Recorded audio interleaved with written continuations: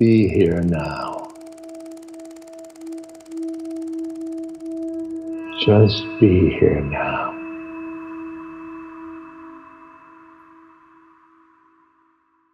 You can take care of the whole past and future in only one place, just now, in the present moment. And if you actually live in the present moment, moment to moment, in this timeless present, you take care of all of the past and all of the future.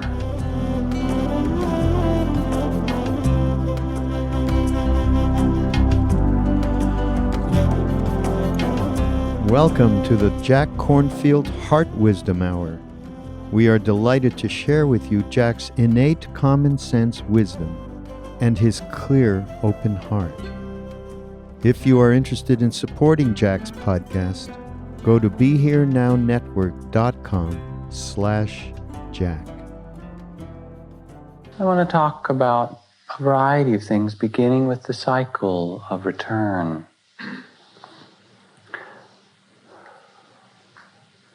When I returned from Asia, sabbatical with my family this year, after about 5 months, I was struck by how complex and speedy and rich and crazy our culture is. Long ago, when I lived in the forest monastery of Asia, one of the most wonderful things that we would do as monks would be to go out in the mornings with begging bowls and walk just at dawn before the sun rose, 3 miles or 5 miles or 10 miles to some nearby village, barefoot, through the rice paddies on those little dikes that are between the rice paddies, over the fields. And then people would wait in the streets of the villages, very respectfully, and offer food to us in silence. I stayed at one period in a very poor monastery up in the mountains near the border of Laos, a cave monastery with my teacher, Ajahn Chah. And I remember walking down to villages in the dry season when there wasn't much to eat. And a few monks would go into each of the villages in different directions. And people would come out who were very poor in the dry season. Then it was still, this was 20 or 25 years ago. There wasn't much development. There weren't cars and motorcycles and TVs, and the streets were dirt and earthen. And the work was done by water buffalo and oxen. And it felt like ancient times, like 2,000 years ago. And people would wait, and they would give food to us as monks. And we couldn't answer. We just walked by in silence. You don't say thank you for that. You just receive it in silence with a bit of metta in your heart, and you go back. And these people were so poor in this area that they ate anything. They made curries out of field mice and bats and different kinds of insects just to get protein and fat and things like that in the diet along with rice. And here I was, a relatively rich American. I had very little money, it's true, but if I were sick or really needed it, I could have wired home and someone would have come up with $500 or $1,000 if I were desperate, which would have been the extra money for a whole family there for 10 years of labor or something like that, or more, 20 years. Unthinkable amount of money. And yet here I was taking their food. And the only way to possibly repay them was through my own practice. It's as if they were saying, we so value the spiritual life that we'll give even of this very little that we have to you to make that flower in the world. And the only way then that can be repaid is through one's own heart and sincerity. What a wonderful time it was to walk everywhere, to live with that kind of simplicity. I met a woman who runs the Ladakh project, which is an area of India on the border of Tibet filled with Tibetans.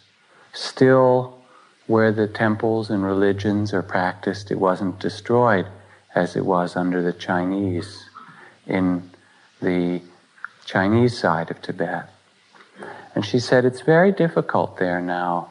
When I first went to Ladakh 20 years ago, I met people and they were happy. And I would talk about life with them and they'd say, we are so rich, we are so blessed. We have land to grow enough barley. We have beautiful temples and lamas. We have cloth to weave from the yaks and sheep. And they were really happy. She's gone back every year for 20 years. She said, now when I go back, there have been a lot of tourists with their wristwatches and cameras and down jackets and climbing gear and all of this. And she said, now when I ask the people how they are, they're still smiley and happy as a culture, but they say, oh, we are very poor. We have nothing. We have none of these things. And in that short time of 20 years, they've gone from thinking of themselves as rich to thinking of themselves as poor. It's a complicated time for the world, isn't it? So many contradictions. We come back or leave the retreat and go back to our lives, and there are all these models of success. Joseph Campbell said, you climb the ladder only to discover it was against the wrong wall.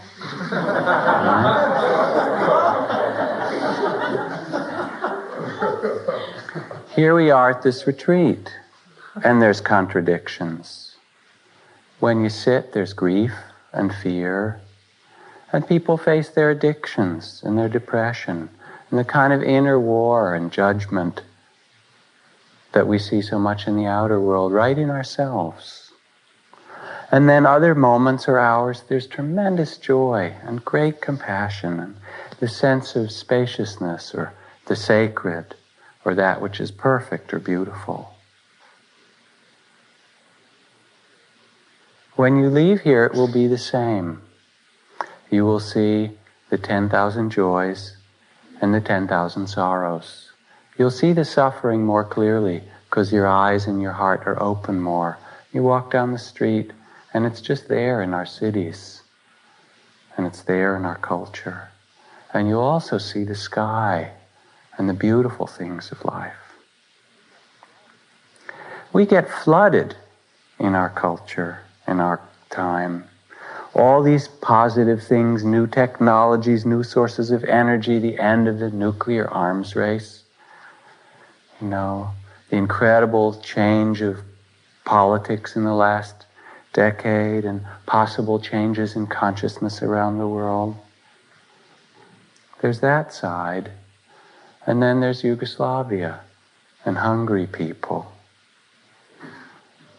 And all of the things that make us think we've never learned anything. We think about war and we say, well, it's them.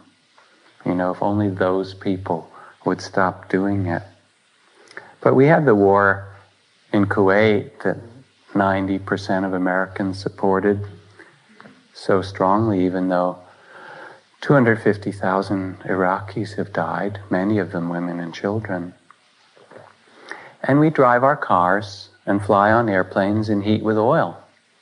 We say, well, maybe I'm not so sure about that war, but we still use the oil, don't we? Wonders, you know, who it is that creates the wars. This is from a book by a friend of mine, Richard Heckler, a book called something like The Spiritual Warrior. He's a teacher of meditation and Aikido and martial arts, and he came to train the special forces, the Army Green Beret, in Aikido, in body work, in therapy, and in meditation, to train them to be more conscious as warriors, and maybe to be a different kind.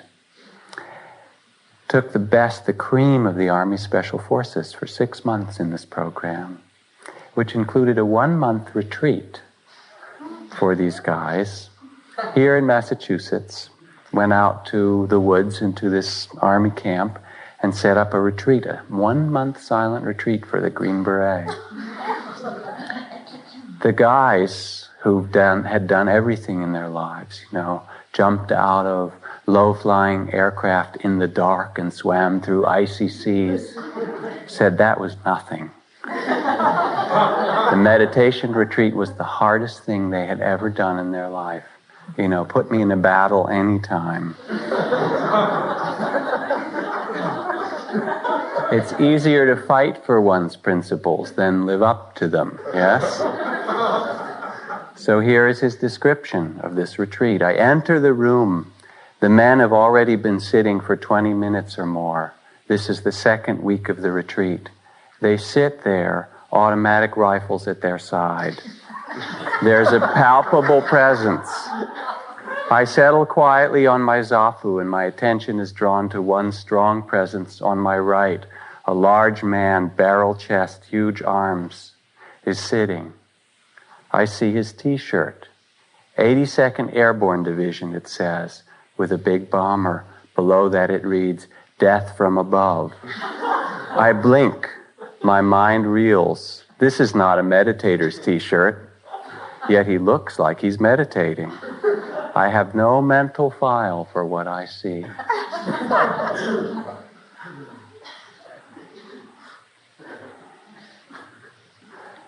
We go to a supermarket and we have the kind of food that not the emperor of China or the empress of Persia or the greatest kings of Europe had just 50 or 100 years ago. Unbelievable kiwis from Australia and, tropical things from Ecuador and all there for us.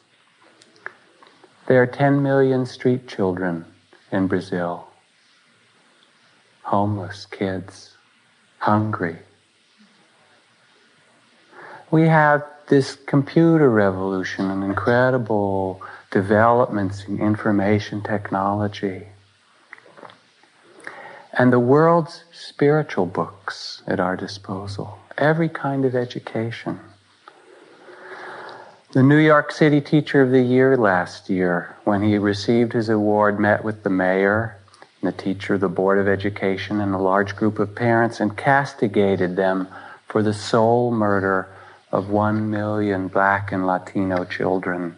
He said, think of the things that are killing us as a nation: drugs, brainless competition, recreational sex, the pornography of violence, gambling, alcohol, and the worst pornography of all, lives devoted to buying things, accumulation as a philosophy of life.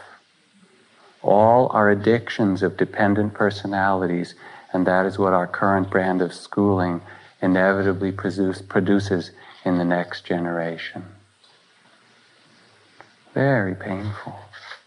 Wonderful high-tech medicine here, and then a good friend of mine in the San Francisco Sangha, a nurse who works with crack babies, addicted infants, lots of them.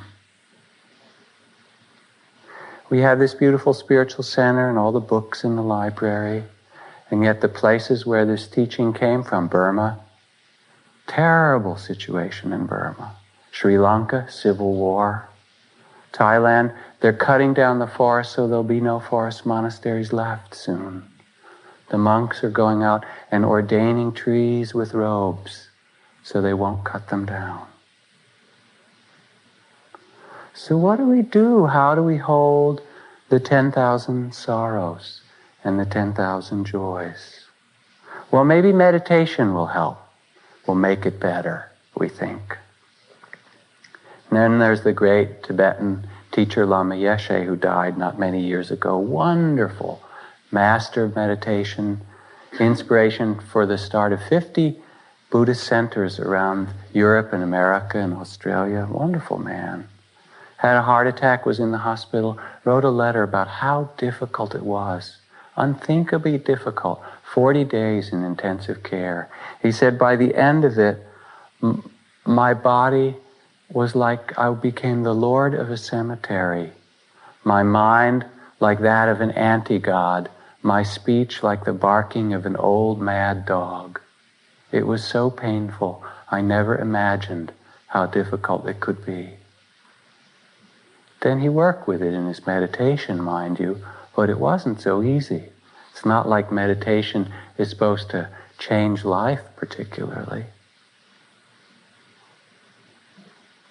Outwardly and inwardly we look, and there's joy and beauty, and there's sorrow, and the causes of it, greed, hatred, delusion, in our own lives, in the lives of others. So we say, then what should we do? What kind of story to tell ourselves? What myth? The warrior, be strong in the face of it. The lover, the artist, embrace it, transform it. The devotee, the servant, like Gandhi. The great yogi, is that the answer? Here's Kabir, wonderful Indian poet, yogi. My friends, please tell me what I can do about this world I hold on to and keep spinning out. I gave up sewn clothes and wore a robe, but I noticed one day how well woven was its cloth. So I bought some burlap, but I still throw it elegantly over my left shoulder. I pulled back my sexual longings, and now I discover that I'm angry a lot. I gave up rage, and now I notice that I'm greedy all day. I worked hard at dissolving the greed, and now I'm proud of myself. When the mind wants to break its link with the world, it still holds on to something, doesn't it? Kabir says, listen, my friend, there are very few that find the path, yet it is right here in front of us. Someone has to have the courage to face this contradictoriness of being alive in a human body on this earth. It takes a tremendous courage to do it, to find a still place in our heart that can hold all of these contradictions. And there isn't any simple solution. There is no answer.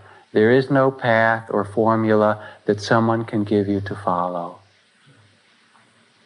Sure, there are recommendations, work with precepts, take care with your speech and action. But it doesn't help all that much, does it? There you are, kind of naked in New York City. What are you going to do? There's no one you can imitate, because no one's ever lived 1992 before, and there's never been anyone exactly like yourself. This is from the poet Rumi. He says, don't trust means or techniques. Some people work and become wealthy. Others do the same and remain poor. Marriage fills one with energy. Another it drains. Don't trust means. They change. A means flails about like a donkey's tail. Always add the gratitude clause to any sentence. If God wills, then go and do your best. There isn't some formula, no one you can imitate. Then what does this practice suggest for us? What it suggests is something radical and very simple. That is that we roll all the problems together and all the times, the past difficulties, the future together, that we roll all our concerns together and face them once and for all time, past and future. You can take care of the whole past and future in only one place, just now, in the present moment. And if you actually live in the present moment to moment, in this timeless present, you take care of all of the past and all of the future. One who does so, who lives here, lives with a commitment to wakefulness and compassion is called a bodhisattva, which is a word, bodhi means awakened, and sattva means being. A being who is committed to the path of awakening in the face of the contradictions of life. Committed to awaken, even if the sun should arise in the west, the bodhisattva has only one way. Even if the world is turned upside down, the way of the bodhisattva is to discover or bring compassion, to discover freedom, wakefulness, each moment, each day, in the face of this mystery. Now, in some Buddhist traditions, one takes bodhisattva vows as a way to begin practice. Vows that go things like this. Beings of all kinds are numberless, living beings. I vow to save them all. Difficulties are endless. I vow to overcome them all. The dharmas are uncountable. I vow to master them all. The Buddha's way is unattainable. I vow to attain it. Those kind of vows, right? Small things. Now, it's impossible if you take those vows and think, well, 100,000 mahakalpas in the bird wearing away the mountain. Remember, they talk about, my God, I'm having trouble, just living month to month. What am I going to do with kalpas and mahakalpas? If you put it in time, it doesn't make any sense. What it speaks to, again, is something greater than time, the time that we create out of our thoughts of past and future. And that which is timeless is what it speaks of. To become a bodhisattva, which you all are in your practice, is to discover or fulfill our true nature. What helps to understand this is to realize that the path of a bodhisattva is a direction, that the love or compassion of a being committed to awakening is to face in the direction of goodness and stay that way. Enlightenment is not a state. Zen Master Suzuki Hiroshi put it this way. He said, strictly speaking, there is no such thing as an enlightened person. A wonderful statement and very deep. Strictly speaking, there's no such thing as an enlightened person. There's only enlightened activity. That makes it easier, doesn't it? The idea of enlightened person is kind of an oxymoron. I'm an enlightened person. You got a problem? Strictly speaking, there's no such thing as an enlightened person. There is only enlightened activity. To do this, to roll everything together, all of the sorrows and all of the problems of past and future, and to stay with them, to solve them, to face them in the present, is to make every activity or every moment sacred. This is from Thomas Merton. He writes, as a writer, which was his art and his craft, he says, if you write for God, you will reach many men and women and bring them joy. If you write for others, men and women, you may make some money, and you may give someone a little joy and make a little noise in the world for a short time. If you write for yourself, you can read what you yourself have written, and after 10 minutes you'll be so disgusted you'll wish you were dead.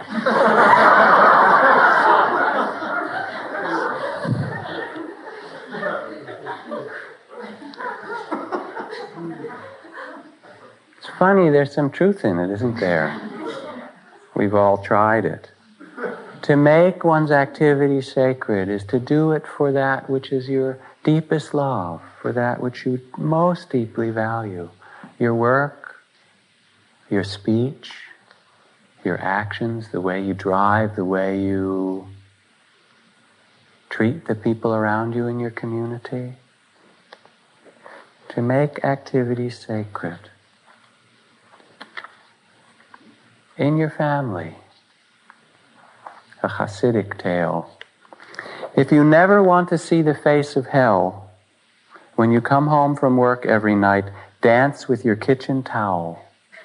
And if you're worried about waking up your family, take off your shoes. It's from an old Hasidic rabbi. It's the sense of do what you need to do in this life. We all have a lot of things which are difficult to do. Do them, and also don't forget to dance. You could say there are 1,000 models for the Bodhisattva, or no models at all. There's the Buddha who left the palace to live in the forest. There's Goenka and Uba Khin, who were teachers in this lineage. Uba Khin was a Burmese man, a layman, who had a meditation center and trained the teachers, or was the grand teacher of many of those who teach here.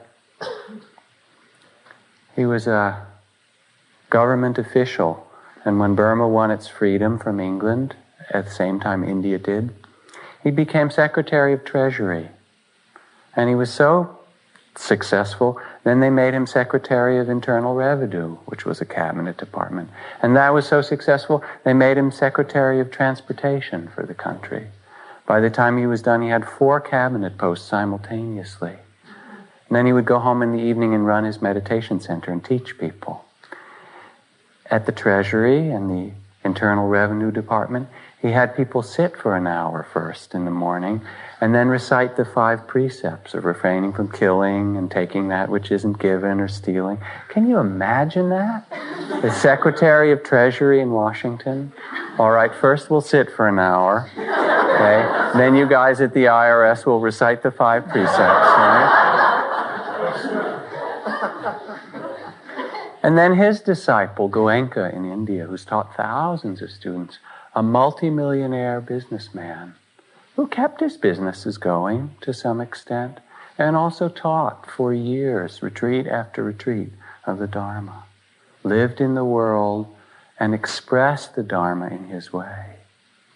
There are yogis in caves, there still are in Tibet and in India, who spend a lifetime of solitude doing nothing but compassion meditation for all beings. I'm really glad they're there. I think we need them.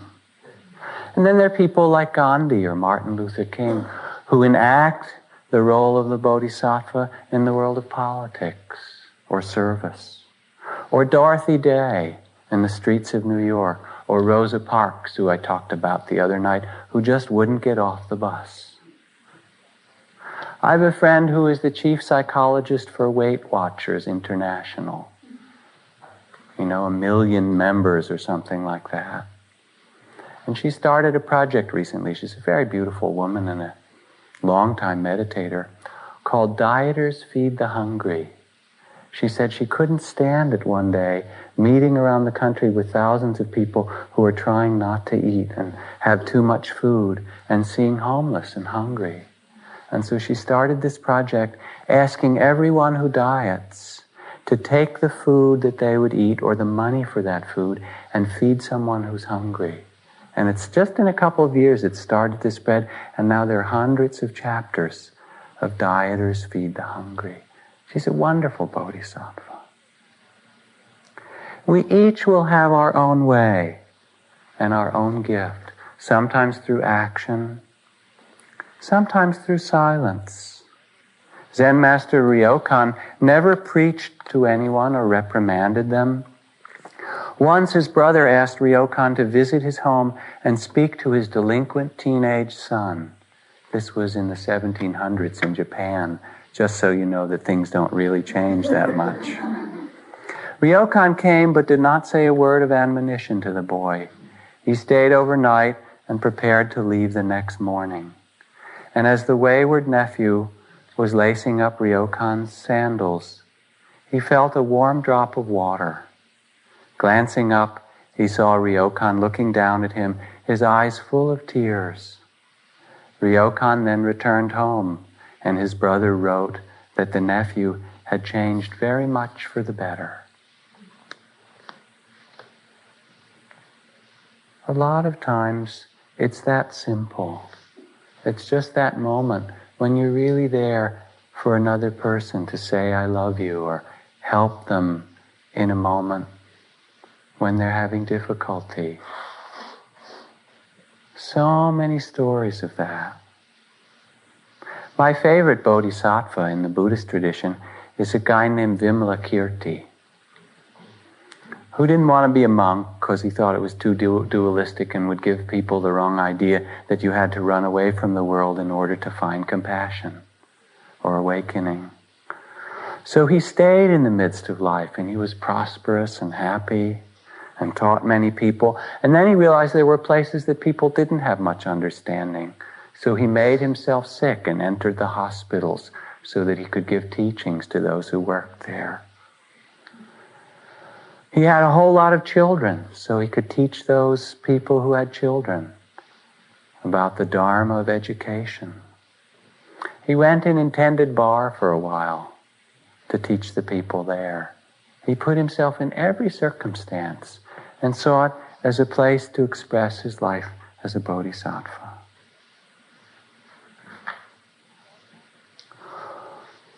What undertaking a spiritual path calls for in us is a very deep kind of respect and listening to our own song and our own gifts, because no one else has been like you before. One of my favorite stories comes from a tribe in Africa. This particular tribe considers the birth date of a child to be not when they're born, nor even the day of conception, which is the birth date in some cultures. In this tribe, a child's birth date is counted from the day that child is a thought in its mother's mind. That's the day the child is born. I'm sure you've noticed how many things get born that way. And then what the mother does, sensing that she'd like to have a child with this particular man, is then go out and sit under a tree in a forest or a field nearby and listen quietly, sit there until she can hear the song of the child that wants to be born with her and this person, however long it takes. And when she hears it, then she sings it to herself and goes back into the tribe and teaches it to the man who is to be her partner, so that when they make love together, at some point they sing that song to invite this child to be born. And then once she's pregnant, she sings it to the baby in her womb, and she teaches it to the midwives, so that when the child is born, comes out, the midwives and people around her sing the song to this baby. And then as it grows up in the villagers know the song. It's taught to them. So if the child falls or hurts itself, they pick him or her up and hold them and rock them and sing their song. Or at rites of passage, when the child is successful, bar mitzvah or whatever they do in that village, they sing the song. Marriage, they sing the song. All the way to the end of life, when this person is now old and ready to die. Friends gather round, hold their hands, and for the last time, sing their song. What a kind of respect and deep listening to listen to the song of one's child even before it's born, to sing that song to others. That very deep kind of listening is what we've been practicing this week. And that's really the spirit that allows us to awaken understanding and compassion. When I first practiced in Asia, and I studied Buddhist studies at Dartmouth College starting in 1963, Read Buddhist books even before that. For the first 10 years of my practice, or more, I practiced mostly with my mind. And in the monasteries it was the same. I made a lot of effort and had strong concentration, and insights came, and lights and visions and all the kinds of stuff that you read about. You sit long enough and don't move and do a year-long retreat as I did, and all of this stuff starts to happen. I say, wow, I understand this, I see that. A lot of understanding. I thought that mattered a lot, and it was wonderful. But then I came back after all these years of training and study, so forth, started to live my life again as a lay person, got into a relationship, had a job, went to graduate school, and discovered that I was emotionally retarded. Probably the best way to put it. Great deal of difficulty. I didn't even know what my feelings were, much less being close or intimate with somebody. Intimacy terror. I mean, really difficult. And all the old patterns, like old clothes, were just waiting for me to put back on again as soon as I got into a relationship or as soon as I went to work. You know what I mean? If you don't, if it's your first retreat, you'll see. And I realized that I had to bring my practice down from my understanding to my heart. And I've done a lot of work. 10 years, 15 years of therapy, breath work, body work, a lot of metta meditation, a lot of compassion practice, a lot of work in learning to be with others, a lot of time in intimate relationships, initially quite unsuccessful, gradually learning. Basically learning the ways of the heart, learning to feel again, to reclaim my feelings, to listen to things that had been closed down, how to be with another person. Then I found I had to work my way down the chakras even further. You know, you hear about going up. I'm working my way down. I realized that I had used my body. I could climb mountains and sit like a yogi for hours, you know, in India or wherever it was, and it was fine. I've been healthy, and there's a kind of grace in having health. But I realized that I had used it more than inhabited it. And I'm discovering that to really embody the Dharma means to be able to live it in one's body, with one's movements, with the way one walks and moves through space and cares for this physical body that we've been given. And so that's now a part of my practice, learning how to live in this human body. Very simple, coming down to be human.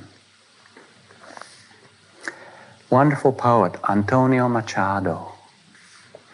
It is good knowing that glasses are to drink from.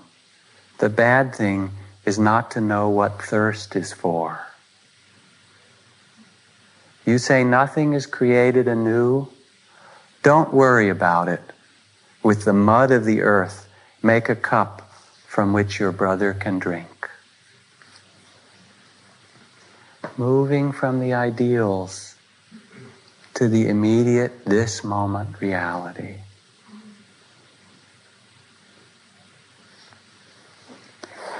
Emily Dickinson, in 2 lines, puts it this way. Till your first friend dies, you think ecstasy impersonal, but then discover that he or she was the cup from which we drank it, otherwise unknown. That it is through each unique person and each unique being that compassion and wisdom and understanding that is that of the Buddha in us can be discovered. No place else. Just in the moment.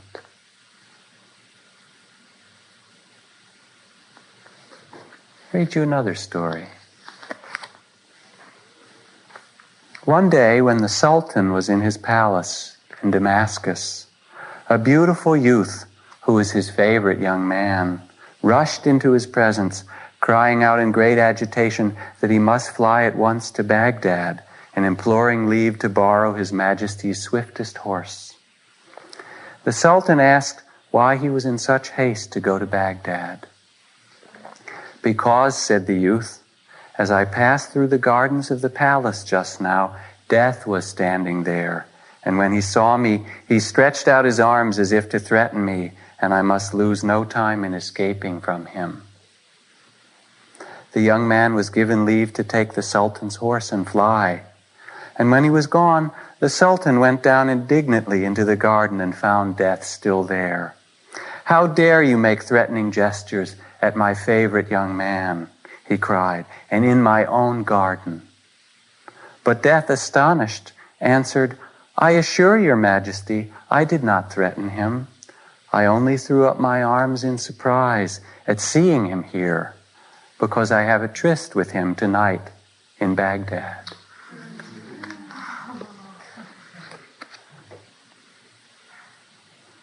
Don Juan put it this way. He said, the trouble with you is you think you have time. And we really don't know in this life, in this mystery, how long or short we have. So then what matters?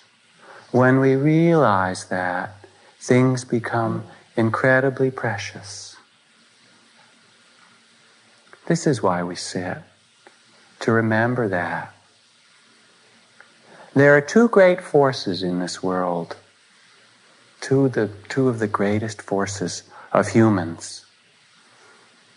Those who are not afraid to kill, and they often end up conquering and running a lot of societies and territory. And those who are not afraid to die. And part of what our practice here is to discover that our heart can face death and sorrows and all of life, can embrace all of that, and that the heart is greater than all of them. That is the only thing that will allow you to live wisely in this life. That kind of fearlessness that comes from having faced yourself and faced your own death. Gandhi, one person, enormous courage and commitment. During the partition of India, Nehru sent tens of thousands of Gurkha troops and soldiers to what was West Pakistan to try and quell the riots. And to East Pakistan, Bangladesh, went Gandhi, one man. But the spirit of his being and his heart was so great when he said, I will fast to the death before I will let myself stay in this nation and see the sorrow that you caused to one another. His love was so great, and his commitment and his courage was so great, he was more successful than tens of thousands of soldiers. Let my first act every morning be this resolve, says Gandhi. I shall not fear anyone on earth. I shall fear only God. I shall not bear ill will toward anyone. I shall not submit to injustice from anyone. I shall conquer untruth by truth, and in resisting untruth, I shall withstand all sorrows and bring freedom to the world. Every morning. If you want to see the brave, says the Bhagavad Gita, look for those who can forgive. If you want to see the heroic, look for those who can love in return for hatred.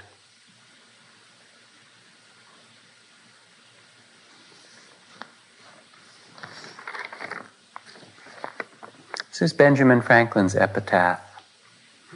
The body of B. Franklin, printer, like the cover of an old book, its contents torn out and stripped of its lettering and gilding, lies here, food for worms.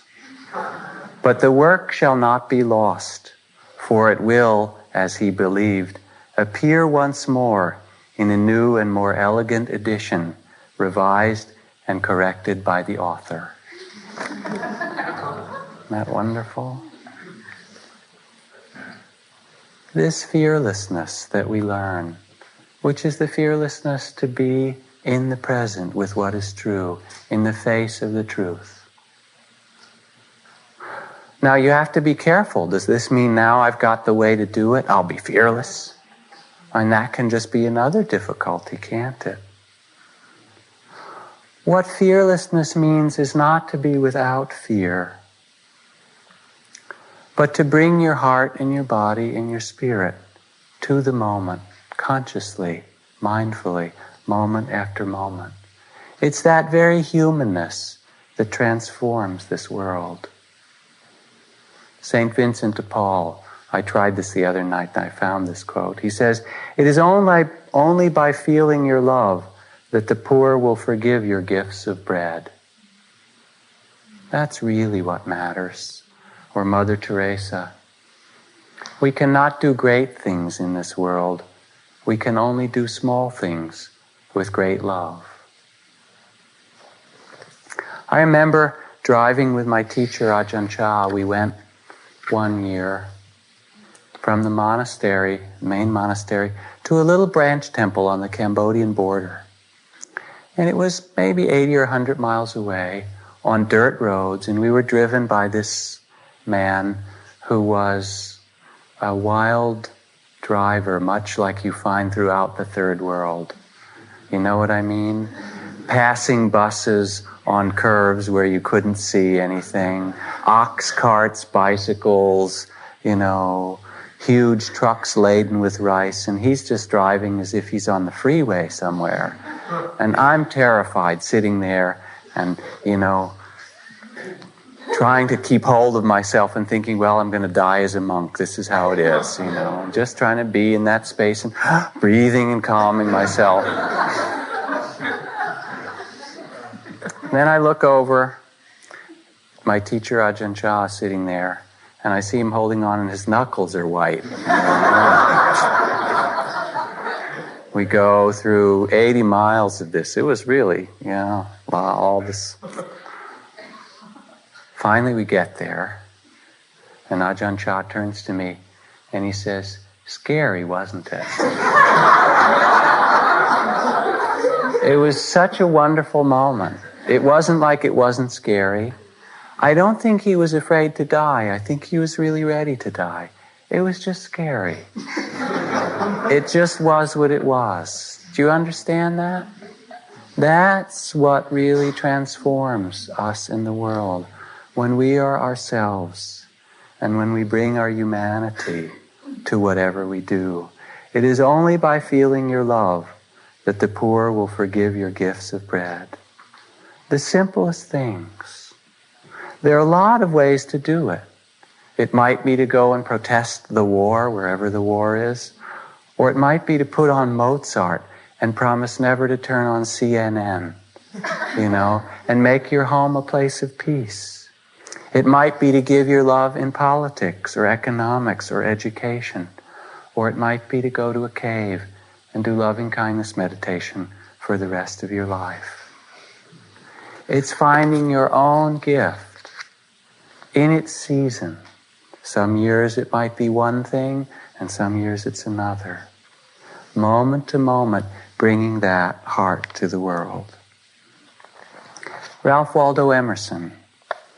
To laugh often and much, to win the respect of intelligent people and the affection of children, to earn the appreciation of honest criticism and endure the betrayal of false friends, to appreciate beauty and find the best in others, to leave the world a bit better, whether by a healthy child, a garden patch, a redeemed social condition, to know even one life is breathed easier because you have lived. This is to have succeeded as a human being.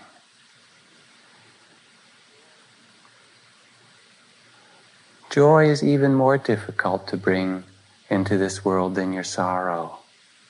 And yet you can too. Bring your blessings, to bow, to see that which is precious.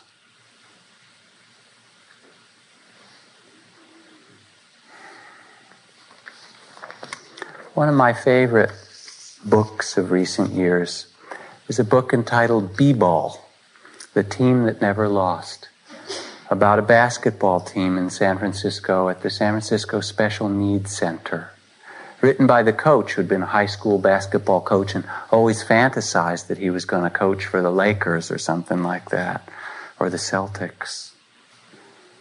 But he came in wanting to have a team. They said, all right, you can coach here. And he said the first thing that happened is that there were only 4 players, one of whom was in a wheelchair. And he thought, I'm not even going to have a team. And just as he was getting discouraged, this 6'1" black woman comes running out of the men's room saying, I want to play too, coach. And he said, all right, I've got a team here. He said it took him 45 minutes to get them all to line up in a line facing the same direction, right? This was like the opening gambit. So he had to begin to revise his ideas of what he was going to do for his team. And they started to practice, and they came, the guy in the wheelchair would roll under the basket and throw the ball, and it was really difficult. But they kept coming because they loved it, and somehow he loved him. And after a while, they started to challenge other teams, which was fun. Of course, teams would come, they'd play for a while, and they'd stop the game in the middle and put on some music and dance for a while, and then start the game again. And depending who came, their team, sometimes they'd have 5, 6, 8, 10 on a side. It didn't matter. Whoever wanted to play was on the team that day. And then as they started to play a few games, they got cheerleaders, and uniforms and hot dogs. And they really had a great time, He said it was the only basketball team, his was the only basketball team ever to score more than 1 million points. Because one of their guys got that little scoring thing and had just such a good time pressing it that by the end of the game, it was more than 1 million. One morning, he said, in one of their first games, he told the people on his team that they were going to have a game that afternoon. And one morning, he got up really early that day of the game to go out and get some milk and kind of do a little jog in the area where he lived near there. And he went by the gym, and there was this man on the team sitting out there at 6 a.m, just as sun was coming up. He said, what are you doing? And the coach said, what are you doing? And the guy said, well, you told us that there's a game today, coach, and I don't have a good sense of time, and I really didn't want to miss it. So they don't know numbers, and they don't know time, and they don't know teams, and they have a wonderful time. In fact, they wrote to the People's Republic of China and challenged them to basketball. And the People's Republic of China sent a team of developmentally disabled and handicapped people. It took them a year to train them to San Francisco to play against them. It's a wonderful book. The idea is not to win the game, because you don't even know what the game is. In the end, it's to enjoy the game, even in its sorrows, and to bring to it the gift of your heart, by yourself, with good friends, with others, and in that to transform the world. And don't think, said Margaret Mead, that a small group of people does not have the power to transform this world. In fact, she said, it is the only thing that has ever done so. So we have a tremendous power within us, individually or with others, to bring transformation. It doesn't mean fixing things, but loving them so deeply, seeing the preciousness of life so deeply, that we gradually become more and more of ourselves. And in it, people bask in that. You love being around people who are themselves in a deep way, who've learned to be free and joyful and to love deeply. And that's the gift we can bring in so many forms. It's our blessings. I want to read you a poem as a way to end, and then maybe we'll do a little chant. This is a poem from Rumi again, the great Persian mystic poet who wrote, I don't know what it was, 10,000 pages of poetry.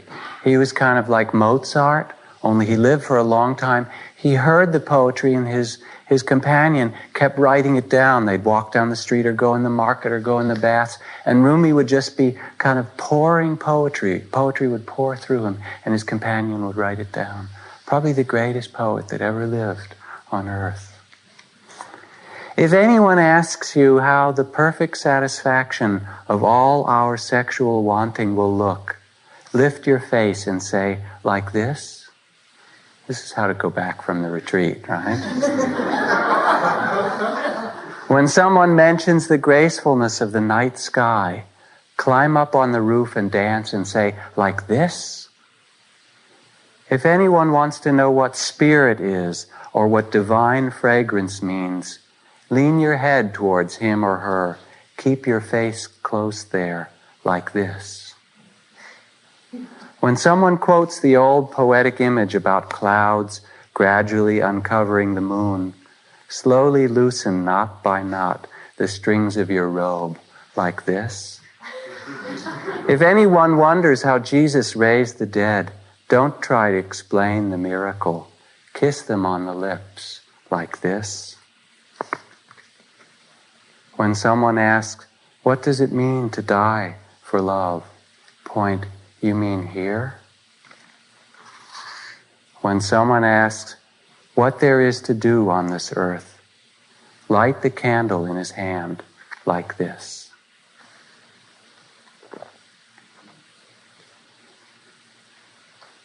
He uses love poetry to express that spirit. If anyone asks you how the perfect satisfaction of all our sexual wanting will look, lift your face and say, like this? What a line.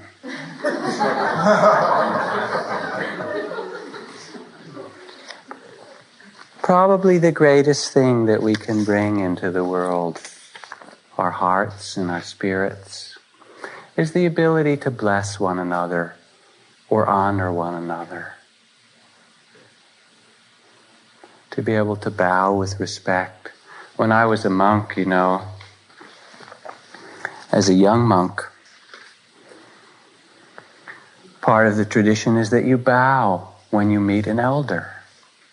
Well, that's all well and good. But when you're a new monk, that means anyone who had ordained even the day before you is your elder. So that you're going and bowing to everybody. And when I first started, getting down on my hands and knees and bowing, sometimes I liked it if there was someone I respected. But there were schnooks who, ordained 2 days before me and were clearly less enlightened than I, And I had to get down on the ground and bow to them because they'd made it to the temple 2 days before me,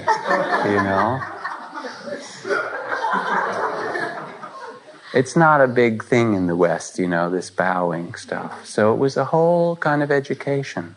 And then we had to bow as we entered the hall. Bow to the Buddha, down on your hands and knees, down to the floor 3 times. And bow as we left the Dharma hall. And bow before we ate, and bow after we ate. And bow when you entered your cottage. And bow when you enter the bathroom, when you leave. Bow all the time. And at first it was really awkward and strange. Later on I came to love it.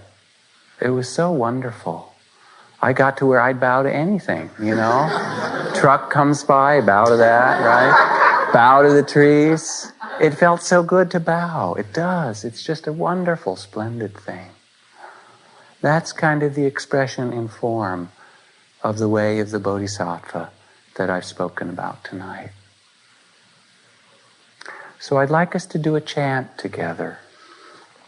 A very simple chant. It's a way to end the evening's talk. The beginning of most all of the Buddhist sutras. We haven't done this chant yet, have we here? Namo? Oh yeah, we did it? Someone's saying yes and someone's saying no. Oh, New Year's Eve. Yes, we did it already. The beginning, I would like us to do that chant again, the beginning of all the Buddhist sutras that start with this word Namo, and the blessings and the greetings in India. I bow to the divine within you, Namaste. So again, as a way of ending this talk, I'd like us to chant that blessing 9 times. And again, for yourself, each time you say it, starting the first time with yourself, then with others that you know or around you as you choose, or this place, or the woods, or the beings. And then extend your blessings further each time you chant it, so you can feel it as if you were bowing to greater and greater dimensions of this world.